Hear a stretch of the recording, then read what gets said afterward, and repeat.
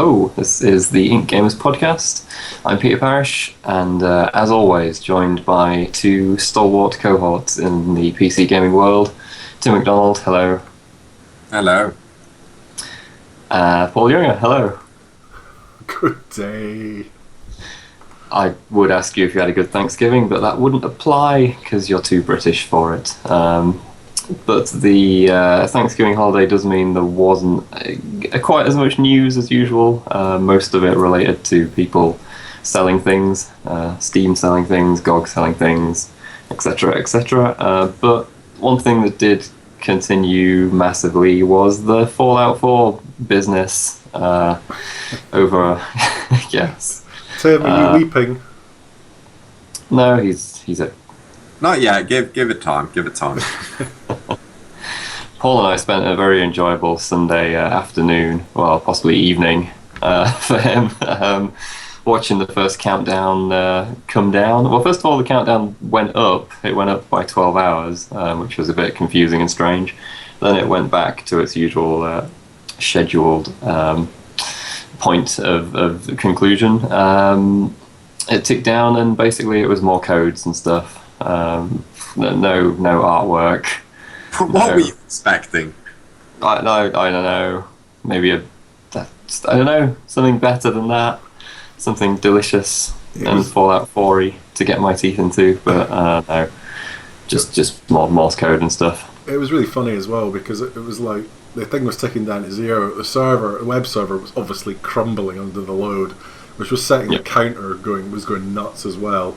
And then the counter kind of resets to some other random time, and everyone was just going, "What the hell?"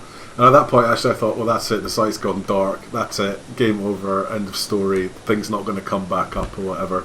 So either the guy was kind of like frantically trying to come up with something to keep us all hooked, or what. Yeah, I kind of feel like some of the, I don't know if this is confirmation bias, but some of the more recent updates have felt a bit reactive, like someone is reading the Fallout subreddit, and when people start doubting, then all of a sudden an update appears, and you know, they're sort of interested again. I don't know, as I say, if that's confirmation bias or Peter, you terrible cynic. Do you mean you think this is real? Well, I've been reading some stuff today about IP addresses and hosting and all manner of business, which of course you can counter by saying, well, if they wanted to hide their tracks, of course they'd route the server through Poland or something, but it's, I don't know. I'm leaning towards hoax, personally speaking. The thing is, like earlier in the week, we kind of, and in fact, a lot of Fallout sites, we've got a message from a certain individual on Facebook saying there's another Facebook user that runs a Fallout Facebook community that was trolling the community for, and I quote, "just for fun." Now, I don't know. I don't know. I actually, you know what? I really don't know what to think now. It kind of feels it's kind of gone ridiculous. But it's fun. It's fun. It's actually fun to see all the stuff that's going up and watching everyone frantically decode the message, listening for a new Morse code or whatever. Maybe this is a game. Maybe this is Fallout 4. This is it. We're playing it now. If this is Fallout 4, I'm quite underwhelmed. It's not really as good as Fallout 3. Well, at least they changed the game engine. That's true. It's no longer Gamebryo, it's now browser-based. I don't know which is worse. Yeah, it's, I don't know. Well, obviously we've got another countdown, which is wraps up in sort of 7 days from now. Presumably that'll be to more Morse code. In between that point, there's the VGAs, not actually the VGAs anymore, the VGXs. I was trying to look last night what what that now stands for, because it was Video Game Awards, right? It's now VGX. All I could find from searching was other people saying, what does VGX stand for? I don't know if they've actually said. I don't know. I don't know if that actually stands for anything. I think they just thought X was a cooler letter than A. And so... Yeah, or VGZ, you know, it doesn't... Or sort of VGZ, I should say. VGZ, yeah. that aren't we over the whole thing about how X is a cool letter? Wasn't it like early 90s? We should be, but apparently Spike TV still think X is a cool. Maybe. So yeah, I don't know if it stands for video game experiences. No, it could be video game extremely bad. Yeah, I just worried that it was extreme. Or no, I don't know. I have learned it's almost certainly going to be extreme, as sponsored by Doritos and Mountain Dew. Of course it is. Yeah. There's something tangentially related to the PC is that Steam are going to be streaming the VGXs, which is quite clumsy to say, which obviously means that they're going to announce Half-Life 3 at the VGX event there. Now, you had a theory that Gabe Newell's actually dead. Explain this theory. I thought that was your theory. Oh no, that was that Tim's theory? No, your theory, Tim, was that Steve Jobs had been running Valve and Steam all along. Yes. And that it's gone downhill since he died. And then I thought, well, have we seen Gabe Newell and Steve Jobs in the same room together? Have we seen Gabe Newell recently? I haven't. So I'm suspicious. It makes sense. It makes slightly more sense than all of this Fallout 4 bullshit. Well, look, if he rolls onto the stage on the VGX as the one we know, he's alive. Yep. He doesn't roll, he bounces. Sorry, bounces, sorry. Bounding excitedly onto the stage. They're doing their own event, obviously, in January, the Dev Days thing, which you would imagine he would be present at if he's still alive. So, are we really speculating whether Gabe Newell is alive or not, by the way? Is this a real thing that we're doing? This is quite morbid, isn't it? I'm feeling very good about this. I've managed to bring the podcast down again. I'm fairly sure that he's still alive. And that the weird things that Valve are doing are just Valve being a bit weird. Greenlight being kind of a mess. The early access kind of codifying the fact that you can now sell unfinished games, which I'm not exactly thrilled by. But some people seem to like that, so fair enough, I suppose. I can go into something else now, actually. We're speaking of unfinished games in Steam, which was that I was very amused to see Ashes Cricket 2013 get released finally after it was delayed from whenever the first Ashes test series was going on, when England used to be good. Remember that? That was 6 months ago. Then that was delayed to November for this new series, and then I think it was going to be a multi-platform game, but it only made it out on the PC for about a day. Turned out to be a horribly broken mess, and was pulled very, very quickly, and the publisher apologised and offered everyone a refund. So if you manage to buy that, on the one hand you're very unlucky because it's a terrible cricket game, but also you've got a little bit of history there that no one else will be able to have. The videos that appeared on YouTube were classic. Just watching fielders throw themselves around at absolutely nothing. It was comical, actually. It absolutely was comical. Shockingly bad, though. Shockingly bad. Yeah, there was a good stop motion one where the guy had accelerated time. I think because he was kind of unable to quit out of the game or something like that. And it just shows the umpire steadily creeping forwards towards there. Yeah, I saw that one. It's like some Eastern European. I'm genuinely disappointed that this has been removed from Steam, because for one thing, this looks absolutely hilarious. This looks like the comedy masterpiece of the year. And for the other thing, there are so many games that haven't been removed and refunds given to people. Why? I mean, this still looks like it's better than Hitman Absolution. Well, really? Well, I was. This has happened around the whole X Rebirth thing, and I was kind of thinking, this one gets removed from Steam. I think maybe because of on publisher request, not necessarily Steam itself, which is probably the difference here. But I thought this is no more broken than X Rebirth is, really, because in that game, trade wasn't working, which is kind of the main function of the game. In this one, fielding wasn't working, which is the main function of the game. Is there really that much of a massive difference there? And I'm not sure there is. I don't think there's such a huge distinction between how poorly those two games function. Well, to be facetious, I think there is quite a difference, if only because one of them is a cricket game with a ball being thrown around, and the other one is a game in which you pilot spaceships and they just sit in front of space stations and then don't move. That's true. But that's to be facetious. That's the literal difference between them, yes. In terms of being buggy and broken, though, no, they're both probably around about the same level, judging by the videos. Yeah. Speaking of it being the comedy release of the year, that's what I said on Twitter, and then the BBC quoted me because I'm now a noted source for the BBC, apparently. I remember that. I saw that, and I was quite amused. I'm not entirely sure why. Or have you got people from the BBC following you on Twitter? No. Okay, that's bizarrely.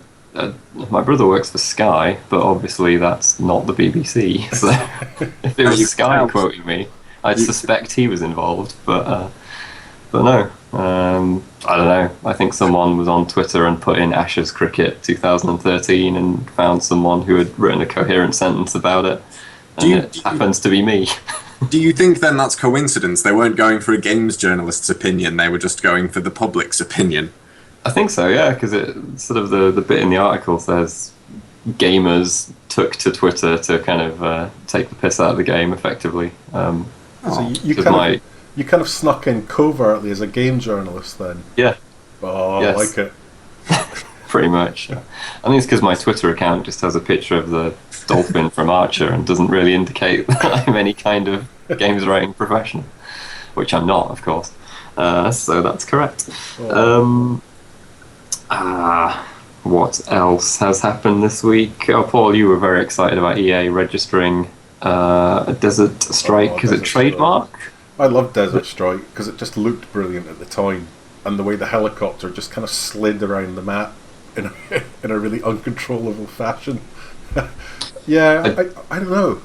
See, here's my thinking, right? They've canned CNC, right? They've got a Frostbite engine there. They've already got choppers built from the CNC, so just get that game, bung some choppers in it, bung a few ladders on them, and a few ground targets to the ladders.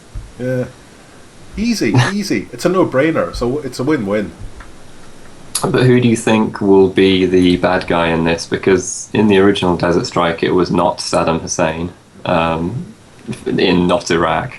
Do you think they'll do not Iran this time? No. Or maybe not Syria? Maybe, I don't know. Maybe it'll be Gabe Newell. I don't know. Maybe he'll be the super villain. You'll fly the Desert Strike helicopter over a landscape modelled on Gabe Newell, trying to slowly lower the ladder down to rescue civilians and soldiers. There are so many terrible things I can add to this.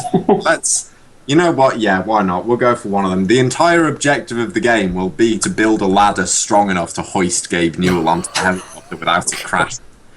Really? Poor old Gabe. Such a nice fella. He probably didn't deserve that.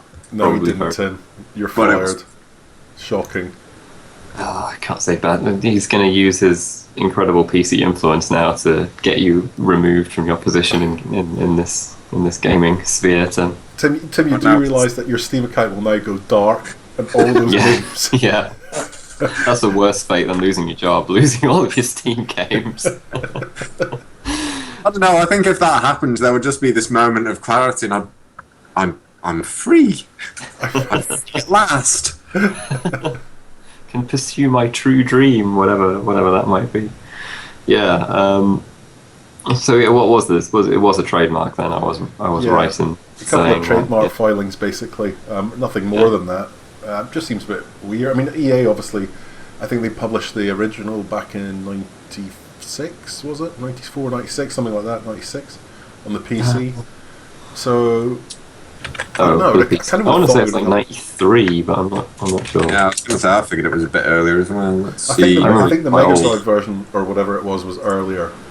Oh, okay. Mega Drive version was 92. Oh, so it might be 94 for the PC then. That would be why it was set in not the Gulf War. Oh, the first Gulf War though. Yeah. The one that sort of might have made a bit of sense, maybe. Depending on your point of view. But I think it could be a nice little title to pump out, but it's EA, man. Who knows what's going to happen? Yeah, do you think they'd be more inclined to do a sort of HD remake, or do you think they'd do a full-on reimagining with QuickTime events and social integration? No, that would be right. Loads of DLC as well, tons of DLC. Obviously. Extra ladders. No, I think they should actually just keep it true to what it was and not reimagine. Like, don't put a commando in it that's leaping out of helicopters and jumping into buildings, rescuing things, and first-person segments. Yeah, that would be arse. Facebook tie-in. Yeah. Yeah. I want this to go the way. I want this to be one of those games that is literally what the title implies, and it is just a man punching the desert. Oh, Tim, that would be really boring. That'd be amazing. What about a sort of metaphysical representation of the desert just going on strike and saying, I refuse to take part in the global ecosystem anymore? That would be really good. I would play that. That sounds like a Peter Molyneux game, actually. Yeah, with a dog. What if you could control the desert and it would mess up the earth? I don't know. No. Yeah, you've got to try and go on strike at just the right time to stop the wars around the world, man. No. Yeah. The way Molyneux would do it was that everybody was a grain of sand, and then they had to come together. I like it. Into a cohesive mass. But if one person went on strike, then the game would be broken. Alternatively, if everyone goes on strike, then it works out fine too. You've got to be united, whichever way you choose to go. Yeah, great. Yeah. Look, we've got to stop doing this. We're giving Molyneux ideas every week. We give him a new idea. Let's just stop now. It's not like we need to, really. I know, and frankly, the ideas that we give out, I would love to see someone turn these into games. Yeah. I was really, really sad on the Charlie Brooker How Video Games Change the World program when Molyneux was on. It just listed him as the developer of Goddess. I mean, he's done some better games than that, guys. So you're kind of selling him a bit short there. Yeah, by just listing Goddess. Maybe they asked him and said, "Look, what do you want to be down as? What's good promo for you?" And he went, "Oh well, I'm doing Goddess, so maybe we'll get some promo out for Goddess by shoving Goddess on it." I guess. But was he wearing a turtleneck? I don't think he was. Oh my! I think he was wearing kind of almost like a suit. Was he? Like kind of a casual jacket. I hate to say it, guys, but I think he might have grown out of the turtleneck phase. How the mighty have fallen.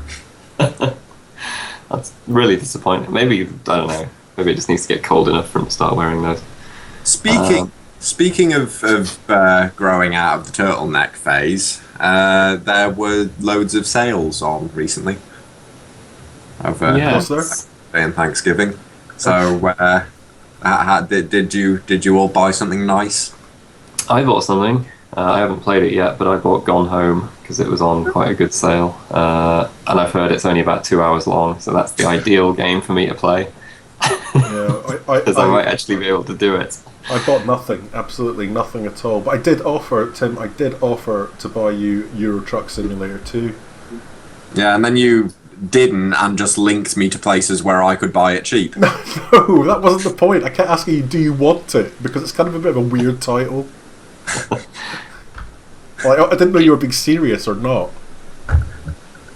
I like how we've gone sort of through different phases with these really tedious simulator titles, when to start with they were just a horrible joke, and then now quite a few people play and actually enjoy Euro Truck Simulator 2, and I've got a sneaking suspicion in the right circumstances and in the right mindset it might actually be quite a good game.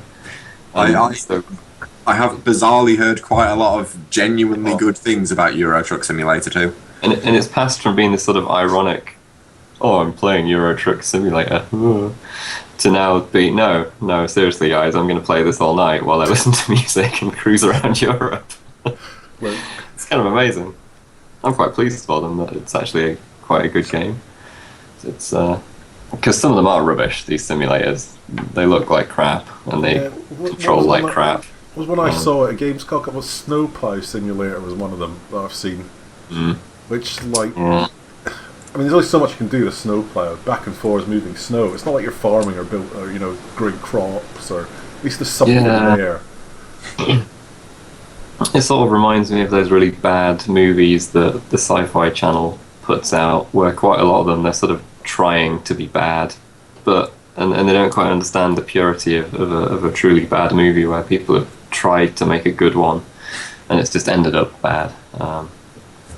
That's probably an analogy that makes no sense. But what I'm trying to say is that occasionally something good emerges from this crazy simulator scene, and Euro Truck Simulator 2 is probably one of those things, which is interesting. I have something else written down here. It just says rubbish Warhammer 40,000 games. Is that to do with the? Oh, that's to do with the not a MOBA game that someone announced. Explained it. I think that you're being quite harsh in assuming that it's completely rubbish, considering that we don't even know what the hell it is yet. It didn't say completely rubbish. Sorry, just rubbish then. Yeah. Technics, the developers of such wonderful games as Big Mother Truckers and NASCAR the Game 2013 and Ride to Hell Damnation, which was famously quite hilarious. Ooh. Terrible, if I remember rightly. Yes. They have announced a Warhammer 40,000 game called Storm of Vengeance, which they're describing as a lane strategy game. What the hell is a lane strategy game? Sounds like some kind of local government department. You're in charge of lane strategy, Steve. See to it.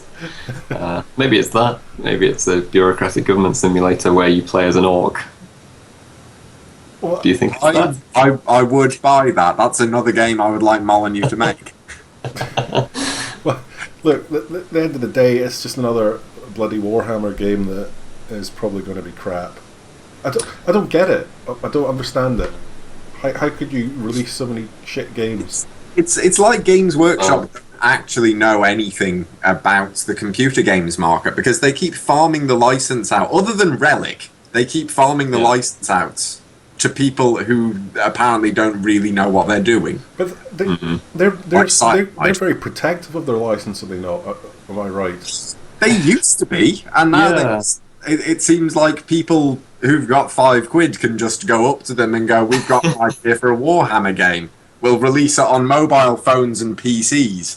Maybe they go, we could put a pitch. That sounds amazing. Maybe we could put our own pitch in. Yeah. I'm fairly confident I could make a halfway decent Warhammer game. Got a couple of quid? Sure. Couple of quid? Try that.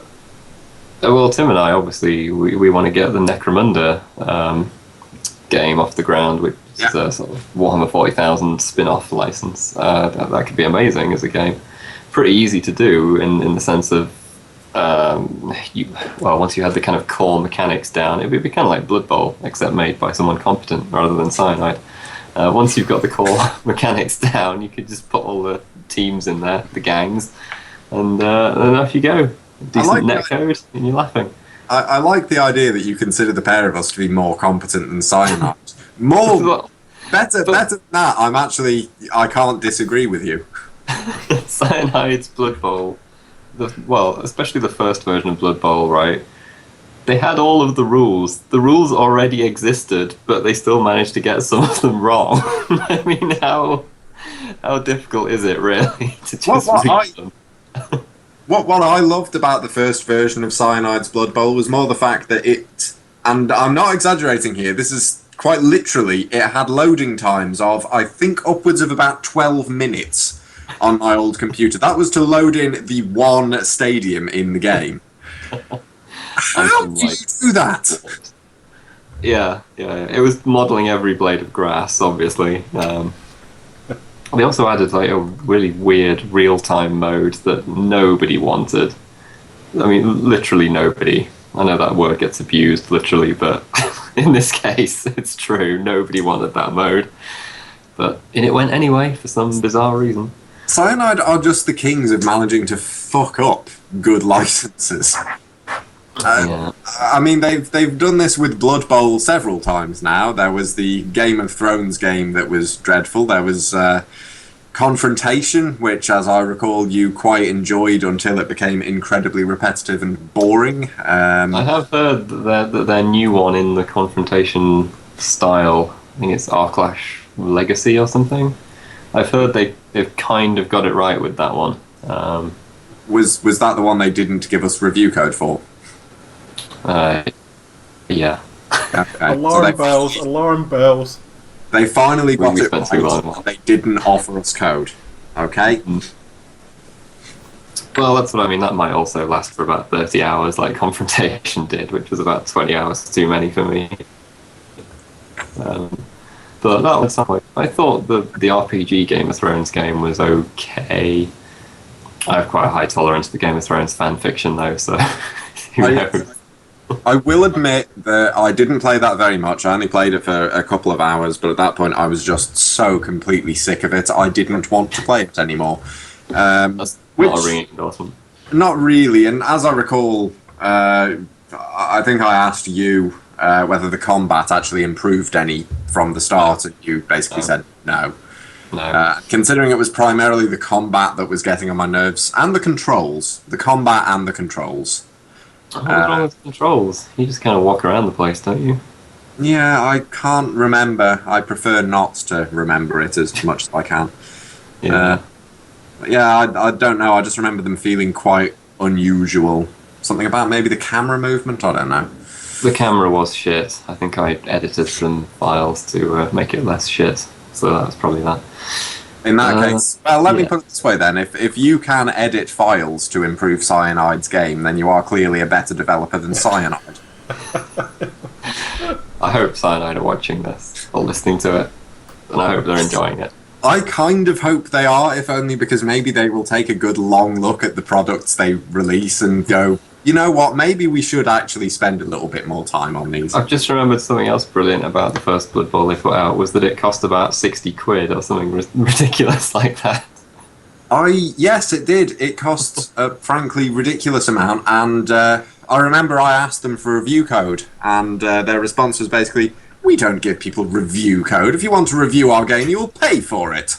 Which is probably another reason why I'm not all that keen on Cyanide right now. That response seemed a little bit snooty. So entitled, Tim, wanting people to give you review code so you can do your job instead of having no money. Well, in the end, I did actually buy Blood Bowl, and then I got fed up with the 15-minute loading times. See, Tim, you caved. That was it. You caved in. I really wanted a decent PC adaptation of Blood Bowl. Unfortunately, they apparently also replicated the setup time. Yeah, they did. Maybe that's what it is. It's an approximation of painting the 10 or 11 little guys that you need in the team. There we go. I was wrong all along. It's actually just so authentic. I will say that by about the 20th iteration of Blood Bowl, they had got it reasonably decent. The Chaos Edition or Legendary Edition or whatever they're at now. So, as I recall, you also had to pay for. It wasn't like it was a free upgrade or a DLC upgrade. You had to buy the entire game again. Right. No, and for a long time, you couldn't play with the people who had the original copy of Blood Bowl. You could only play with the people who had the new copy of Blood Bowl because they're dicks. I can't honestly take any more Blood Bowl talk. Yeah, fair enough. Should we talk about Blood Bowels instead? Oh, no. Oh, no.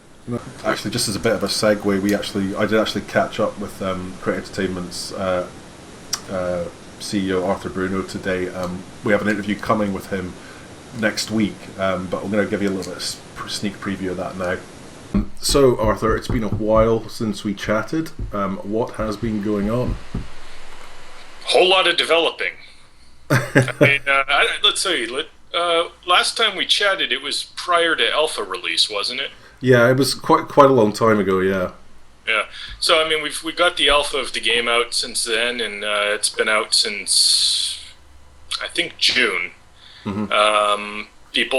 Some people putting in hundreds of hours. I mean, we've got one guy who has, according to his Steam account, put in over 1,000 hours playing the game. I don't even know how that's possible, because it's really basically like Act 1. We rolled that out, last, I guess, early summer. Released the 4th class mastery, the Nightblade, and we've done a bunch of builds since then. I think our initial release was build 8. We're getting ready to put out build 16 now, which will have some interesting enhancements for people. Did a little bit of a graphical enhancement and put in some quest markers once you get close enough to the objective, just because the world is very open, so it's been easy for people to get turned around. Bumped up enemy damage a little bit, and various other balancing tweaks, and then we're getting real close to finishing Act 2, which we hope to have out late December, or maybe sometime in January, depending on how much testing is required to get it all working. Yeah. So I mean, in the because this is an alpha, and it's kind of been weird watching this develop. Obviously, it was a Kickstarter, and then it was then it appeared on Steam as early access. I mean, how far now are you? Would you say that you're into alpha? Before I know you're saying you got Act 2 still to put in, but roughly on your development timeline, which is probably impossible to figure out. Whereabouts do you think you are with it now? I mean, it is really kind of a strange project, because normally, you'd be developing a lot of tech alongside of, producing the content, and you'd be building up to some sort of a single release, basically. At least that's the way it was done back in the old days, back in 2006 when we released Titan Quest. Seems so long ago now.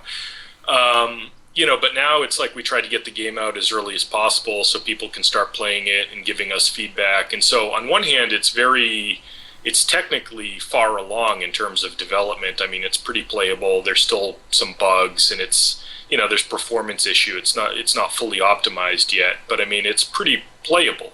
But on the other hand, the content development is lagging behind, and that we still have a ways to go on that. So, in terms of playability, I mean, I'd say it's close to beta. Maybe it is beta. I mean, it's probably not far off from a finished game in terms of playability, but in terms of actually finishing all of the content, technically we're not at beta yet, and we have a ways to go. There we go. That was a little bit of Arthur Bruno talking about Grim Dawn, I would imagine. If not, that was a weird interview. Let's just trail ahead to the stuff that's coming up, because we're in December and there's not a lot going to be. There's not a lot of stuff going to be around. So we'll have our usual end of the year stuff, which is usually a bit different from what you might find elsewhere. And we will probably, I think we kind of discussed this, be doing the readers' choices again this year. Where you're able to pick from a sort of short list of top titles in various categories. And then there'll also be our alternative awards, which are, if you remember from last year, which if you can't, go look it up on the site, are just Best slightly tutorial different. featuring a homicidal tramp, for example. Yes. It's going to be tough to beat that one. I don't think any game this year has come close to that one. I should explain, our alternative awards were... We only gave awards to games that we felt were genuinely deserving of some serious praise, but because actually just saying, this is the 4th best game of the year is very, very boring, we decided to just give them a very individual award instead. I think we'll each do our own personal favourites of the year again as well. Sort of, I don't know, 2 or 3 other games that we thought were especially good, but no gigantic lists. List-free zone. Indeed. It gets a bit tiresome, really. Alright, well, great. Go and like us on Facebook. Follow me on Twitter, because, the BBC do, so you may as well too. And we'll be back again next week with another IncGamers podcast. Till then, goodbye. Bye. Bye.